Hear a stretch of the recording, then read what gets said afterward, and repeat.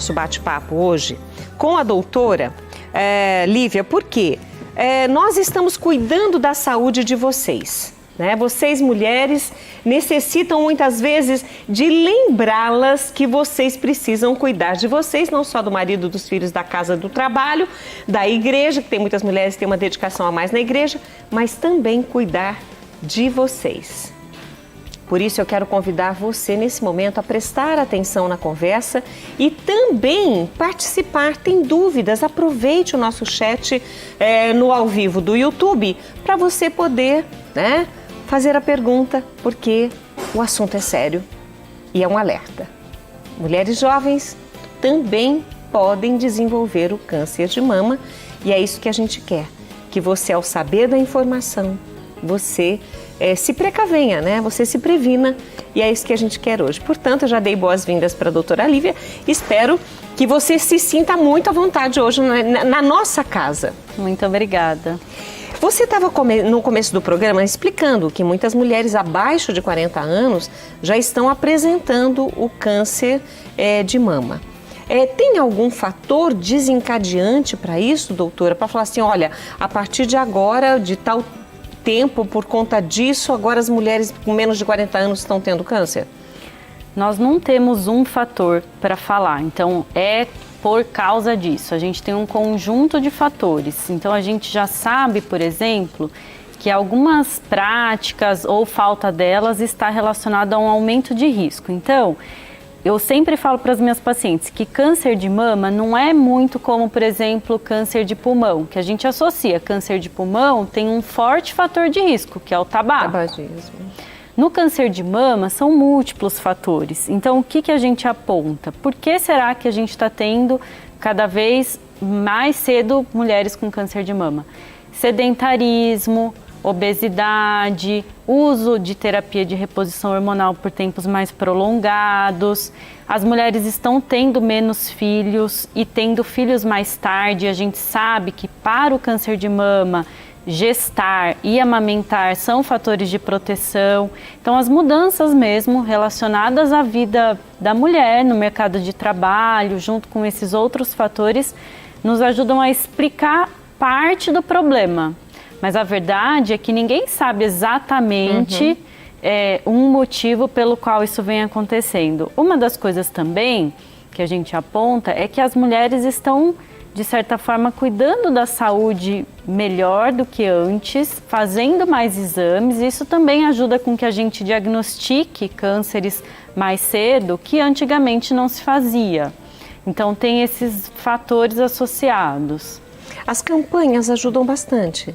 Mas isso deve ser feito ao longo do ano, não somente em outubro, não é? As campanhas ajudam muito, mas para as mulheres jovens quase não, porque as campanhas elas são de realização de mamografias, em geral, para mulheres a partir dos 40 anos. Isso tira essas mulheres jovens, mas eu não estou querendo dizer que precise fazer de rotina exames mulheres com menos de 40 anos. Então, o que a gente recomenda? Acho que o mais importante é o que a gente fala do autoconhecimento do corpo e das mamas. Essas mulheres com menos de 40 anos, elas não precisam rotineiramente fazer exames, mas elas precisam conhecer o formato da mama, como é o formato da areola, se tem ou não tem a saída de alguma secreção que não tinha.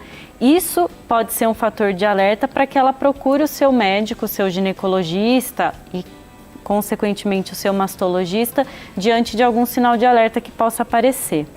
A campanha também incentiva isso, que mulheres apalpem o seio. E como você disse, geralmente é a partir dos 40 que as mulheres começam a se preocupar com isso, fazer os exames de rotina, participar das campanhas, enfim. Para as mais novas também vale, apesar de não ter a experiência, vale também a palpação para conhecer melhor o seu corpo e a sua mama? O autoconhecimento da mama vale desde que a menina começa a ter mamas. A Sociedade Brasileira de Masto fala hoje que é muito mais importante o que a gente chama do autoconhecimento mamário do que a palpação por si. Explico. Quando a moça é muito jovem, a gente pode ter na mama vários carocinhos que são glândulas mamárias normais. É muito comum, abaixo dos 40 anos, principalmente abaixo dos 30 anos, nódulos benignos, que são carocinhos que não é câncer, não vira câncer. E aí, diante de uma palpação, muitas vezes essa moça, essa mulher jovem pode ficar desesperada achando que está doente. Não é isso. Então, o que a gente orienta? Que ela conheça o formato habitual da sua mama, a pele, mas não precisa de rotina ficar super aflita palpando a mama. No caso, por exemplo, vamos pensar que essa menina, enfim, ela sentiu, ela tem lá seus 35 anos, eu falo menina, né, porque é metade da minha idade quase. Então, ela palpou, ela sentiu alguma coisa, mesmo que seja um nódulo benigno, ela não tem como saber. Aí é o ideal que sempre faça as consultas regulares ao ginecologista e posteriormente ao mastologista por indicação. Sempre. Uma vez por ano de rotina, mesmo que não sinta nada, essa moça, essa menina deve passar no seu ginecologista e no seu mastologista. Mas, diante da palpação de um nódulo, ela deve sim procurar o mastologista ou o ginecologista. Muito provavelmente, abaixo dos 30 anos, esse nódulo não vai ser nada, vai ser benigno. Mas, obviamente, vale a orientação, se ela palpar um exame de ultrassom, para ter certeza. Então, diante da palpação de um nódulo, é necessário que ela procure seu médico. Um histórico familiar pode interferir? Tudo isso que a gente está falando é baseado no que a gente chama da mulher de risco habitual, que é aquela que não tem antecedente familiar para câncer de mama. Se a gente estiver falando de uma mulher entre 25 e 30 anos com alto risco familiar, vários casos na família, isso muda um pouco. Ela deve, nesse caso, procurar desde essa idade. Doutora, a senhora colocou para nós aqui sobre a mamografia ser o principal exame para detectar a doença. Se essa mamografia ela é feita, independente aí no caso da idade, estando com menos idade, menos de 40, nesses exames regulares, essa indicação geralmente é feita no médico, por exemplo, se a pessoa fala, olha, eu estou com dúvida, ou somente o médico apalpando, ele fala, não tem problema nenhum e não recomenda a mamografia, porque não é habitual fazer a mamografia nos exames rotineiros com quem tem menos de 30 ou 40 anos, não é? Antes dos 40 anos não é necessário fazer mamografia de rotina, tá bem? Então, menos de 40 anos, apenas diante da palpação de uma alteração é que pode ser feita a mamografia. A partir dos 40 anos, de rotina, todo ano. Então, para a mulher jovem, ela não precisa fazer com menos de 40 anos, a não ser que apareça algo alterado na sua mama na palpação dela ou do médico. Perfeito, vamos ver se nós já... Estou de olho aqui no chat para quem está fazendo já perguntas. Obrigada. Daqui a pouco eu leio todos os recadinhos, mas estamos aqui disponíveis para você fazer perguntas, tirar dúvidas, né? E o mais importante é que você absorva essas informações. Por quê? Toda informação ela é preciosa quando guardada, porque no momento certo ela pode ser usada, até mesmo para aconselhar uma amiga que vem comentar, olha, eu estou sentindo isso, e a recomendação é sempre, consulte seu médico, né? Os exames serão pedidos pelo próprio médico, mas não é para ficar encucando, é para procurar ajuda. Exatamente, porque como eu disse, abaixo dos 40 anos, a chance de ser algo maligno é pequena.